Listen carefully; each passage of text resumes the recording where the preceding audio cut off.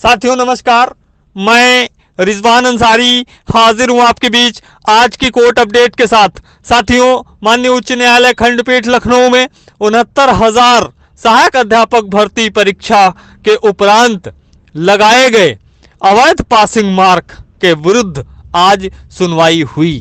साथियों, टीम ने अपनी रणनीति के तहत, जो टीम का प्लान पहले से तैयार था, उसके तहत आज काम किया और उस काम का परिणाम आपको ऑर्डर में बखूबी देखने को मिलेगा। साथियों, हमने 2 बार, हमारी पूरी टीम 2 बार इलाहाबाद गई। 2 बार इलाहाबाद इस बीच जाने के बाद हमने पूरा, राधाकांत ओझा साहब जो कि आज की तारीख में उत्तर प्रदेश के सबसे सीनियर अधिवक्ता हैं, इलाहाबाद हाई कोर्ट के, इससे पहले बार एसोसिएशन के अध्यक्ष रहे हैं, उनका आज 9 सालों के बाद माननीय न्यायालय में किसी केस को लेकर लखनऊ में आगमन हुआ। व्यस्तता उनके पास में अधिक रहती है, पूरा प्रदेश जानता है, जो भी विधिक मामलों के जानकार हैं वह जानते हैं राधाकांत ओझा साहब की अहमियत, राधाकांत ओझा साहब का कद सारे लोगों को भली बात पता है। हम धन्यवाद देते हैं, हमारी पूरी टीम धन्यवाद देती है उन सभी माध्यमों का, उन सभी लोगों का, उन सभी सीनियर साथियों का जिन्होंने राधाकांत ओझा साहब को यहाँ पे लाने में अहम भूमिका निभाई और अमृतसर के वो सारे प्लान जो आज उन्होंने बनाए थे, जो आज कारगर साबित हुए, जो चीजें छूट रही थी, जो चीजें अभी तक की बहस में शामिल नहीं हुई थी, उन पॉइंट्स के ऊपर, उन सारे बिंदुओं के ऊपर आज सीनियर मोस्ट एडवोकेट राधाकांत ओझा साहब ने कोर्ट में लगभग 1.5-2 घंटे लगातार बहस की, जोरदार बहस की, और जिससे मानने वाली और सोचने वाली बात यह है कि जिससे कोर्ट पूरी तरह सहमत दिखी। कोर्ट ने पूरी तरह से सहमति के कमेंट्स दिए। सबसे बड़ी चीज, जो बेसिक शिक्षा अधिनियम है 1972, उस अधिनियम के तहत ओझा साहब ने आज कोर्ट में यह साबित कर दिया कि सरकार को यह राइट ही नहीं है, किसी आईएएस या किसी सचिव स्तर के अधिकारी को यह राइट ही नहीं है कि वह किसी भी प्रकार का किसी भी परीक्षा में पासिंग मार्क निर्धारित कर सके, और ऐसी परीक्षा में जिससे कि अध्यापक अपॉइंट हो रहे हो, क्योंकि बेसिक शिक्षा अधिनियम 1972 ये कहता है कि एनसीटीई सुपर अथॉरिटी है और एनसीटीई ही पासिंग मार्क का निर्धारण करेगी समय समय पे। अगर इन्होंने ऐसा किया है तो वह टोटली गलत है। एनसीटीई का जो एक्ट है 1972 का बेसिक शिक्षा अधिनियम, उसको ओवर रूल करके यह किया गया है, किसी भी प्रकार से नहीं लगा सकते। दूसरी चीज उन्होंने जो कोर्ट में रखी, जिससे कोर्ट पूरी तरह से संतुष्ट हुआ, सहमत हुआ, Dayaram versus state of Tamil Nadu, Dayaram versus state of Tamil Nadu के बिहाफ पे ओझा साहब ने कोर्ट में यह क्लियर कर दिया कि 2 शिक्षा मित्र हैं, एक ही ग्राम पंचायत के शिक्षा मित्र हैं, एक ही दिन पे उनका सिलेक्शन हुआ, एक ही कमेटी ने उनको सिलेक्शन किया, एक साथ में उन्होंने ट्रेनिंग की, एक साथ में उन्होंने ज्वाइनिंग की, और एक साथ में ही उन्होंने टीटी का रिजल्ट परीक्षा दी, और परीक्षा देने के बाद एक शिक्षा मित्र का कुछ अंक कम रह गया, पिछली भर्ती में वो नहीं हो पाया, और एक शिक्षा मित्र पिछली भर्ती में हो गया 40 और 45 के कट ऑफ पे। उसके बाद अगली जब भर्ती आती है, चूंकि एक साथ में ही इनको माननीय सर्वोच्च न्यायालय से इनका समायोजन निरस्त किया गया था दोनों का, तो ऐसी स्थिति में जब दूसरी परीक्षा हुई और दूसरी परीक्षा में वो जो दूसरा बचा हुआ शिक्षा मित्र है वह पहले वाले शिक्षा मित्र से 20-25 अंक ज्यादा ले आता है, 20-25 अंक अधिक ले आता है, और उसके बाद भी इनके इस जियो के हिसाब से वह बाहर रह जाता है। ऐसी स्थिति में Dayaram versus state of Tamil Nadu और जो आर्टिकल 14 है समानता का अधिकार, उसका पूरा पूरा उल्लंघन हो रहा है, पूरी तरीके से संविधान की अनदेखी की जा रही है और माननीय सर्वोच्च न्यायालय के 25 जुलाई 2017 के आदेश का अवहेलना की जा रही है। तीसरी चीज, जो पासिंग मार्क लगाने के पीछे की जो मंशा है, उस मंशा को भी उन्होंने अपने तरीके से अलग तरीके से डिफाइन किया और जिसको कोर्ट ने नोट किया।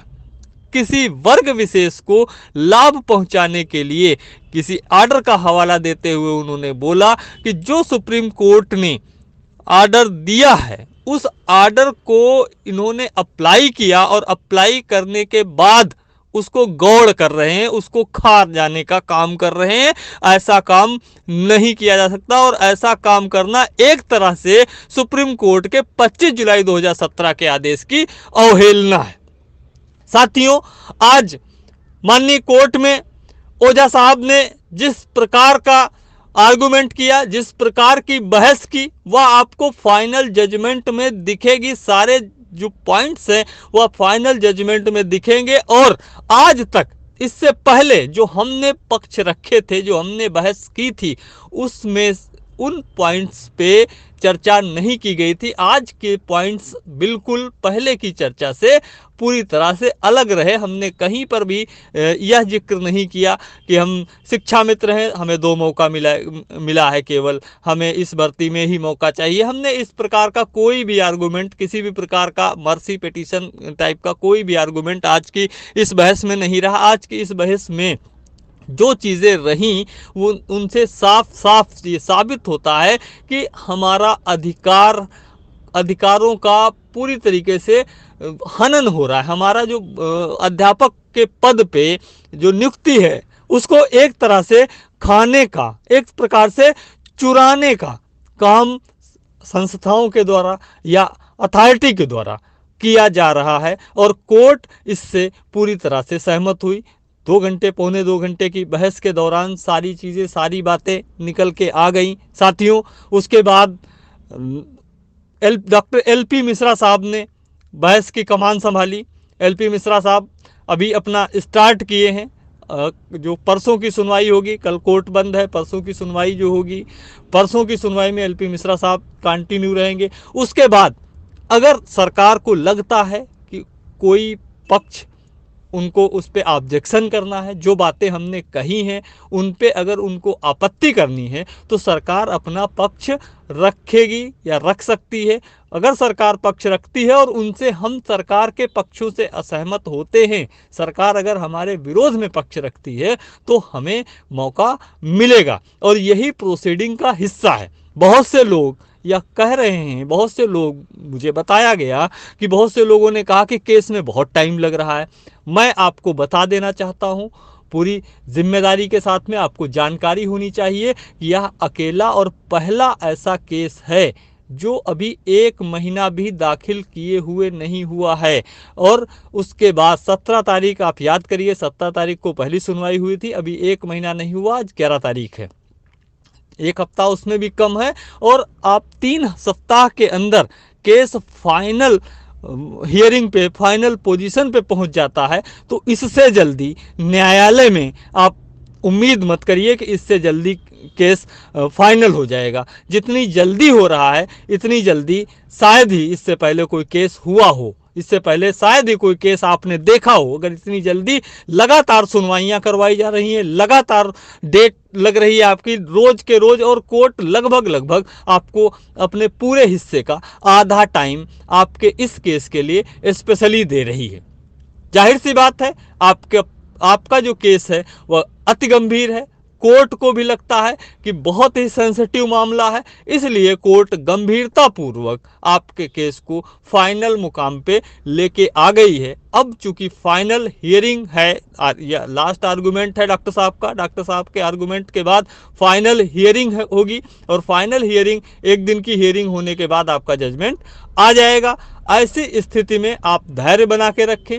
हम संतुष्ट हैं कि हमें जो बातें माननीय न्यायालय में रखनी थी, जो पक्ष हमें माननीय न्यायालय में रखना था, वो हमने अच्छे तरीके से उचित साक्ष्यों के साथ में रख दिया है, प्रस्तुत कर दिया है। हम हमारी कार्यशैली से पूरी तरह से संतुष्ट हैं। और रही बात काम करने की, तो हम और हमारी टीम केवल अपने तरीके से और अपने सिद्धांतों पे काम करने के लिए जानी जाती है। हम काम केवल और केवल अपने तरीके से ही करते हैं। अपने तरीकों से, अपने सिद्धांतों से समझौता करना हमने नहीं सीखा है। जब हमें जहां पर जो सही लगता है या जो सही लगेगा, हम वही करते हैं और हम वही करेंगे। हमेशा हमने यही किया है और इसी के बलबूते हमें परिणाम मिले हैं। हमने यहाँ से लेकर और माननीय सुप्रीम कोर्ट तक विजय पताका फहराई है। तो उसके पीछे सबसे बड़ी वजह यह है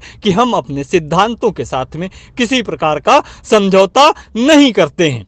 हम आपसे अनुरोध करते हैं कि अभी आप धैर्य रखिए। सोशल मीडिया पे चलने वाली जो बयानबाजी है उससे दूर रहिए। हो सकता है कुछ लोगों का काम ही हो केवल सोशल मीडिया को हैंडल करना। हमारे पास उतना समय नहीं है, हमारी टीम के पास उतना समय नहीं है कि हम सोशल मीडिया पे आके आपके शंकाओं का समाधान कर सकें।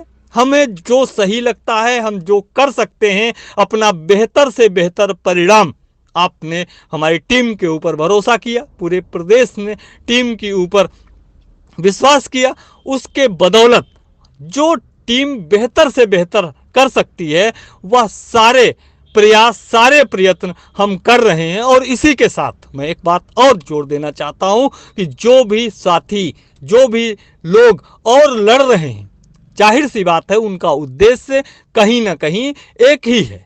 तो मेरी नज़र में सारे लोगों के प्रयास अच्छे हैं, सारे लोगों के प्रयास सराहनीय हैं। जो जितना कर सकता है वह उतना कर रहा है। नौकरी सभी को चाहिए, आपको भी चाहिए, हमें भी चाहिए और उन लोगों को भी चाहिए जो घरों में बैठे हैं। इसलिए अपने अपने स्तर से जिसको जितना ज्ञान है, जिसके जितने प्रयत्न हैं, जो जितना कर सकता है उतना वह कर रहा है। इसलिए हमें खुले हाथों से, खुले मन से करने दीजिए जो हम कर रहे हैं। हमें आशा ही नहीं, पूरा पूरा उम्मीद है, पूरा पूरा विश्वास है कि हम विजय श्री की तरफ बढ़ चुके हैं। हमारे कदम विजय श्री की तरफ बढ़ चुके हैं। आज हम साक्ष्यों के ऊपर, आज हम सबूतों के ऊपर पूरी तरह से मजबूत हैं। जो चीज़ें, जो बातें हम माननीय न्यायालय को अच्छे से अच्छे तरीके से रखना चाह रहे थे, वो बातें हम माननीय न्यायालय तक पहुंचा चुके हैं। साथियों, अभी जो भी बातें या जो भी चीज़ें आप तक पहुंचाना होगा हम पहुंचाएंगे। ऑडियो हर बार दे पाना शायद संभव नहीं हो पा रहा है क्योंकि कार्य की अधिकता है। अभी इस समय हमारा सबसे महत्वपूर्ण कार्य है कि विपक्ष क्या आर्गुमेंट करता है, विपक्ष के आर्गुमेंट को नोट करके और उनको उसी दिन पॉइंट आउट करके और उसी दिन जवाब देना। इस पे हमें और ज़्यादा सजग और ज़्यादा सतर्क रहने की ज़रूरत है। विपक्ष क्या कह सकता है, इस पे हमें अभी और ज़्यादा विचार करने की ज़रूरत है, क्योंकि अंतिम जीत तभी मानी जाती है जब आपके हाथ में फाइनल जजमेंट हो। क्यों?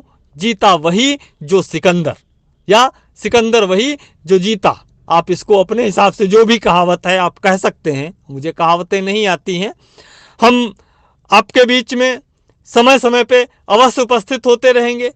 इसी के साथ हम धन्यवाद देना चाहते हैं विधि चाणक्य अमित सर का, जिनकी बदौलत आज की पूरी रणनीति जो बनाई गई थी वह कारगर हुई। अमित सर इलाहाबाद गए, 2 बार वो इलाहाबाद जाके ब्रीफ किया, उसके लिए भी कोटि सा धन्यवाद, कोटि सा अभिनंदन अमित सर का। और पूरी टीम के उन जुझारू कमांडोज का बहुत बहुत अभिनंदन, जिन्होंने यहाँ से लेकर इलाहाबाद तक संघर्ष किया, यहाँ से लेकर इलाहाबाद तक का सफ़र किया।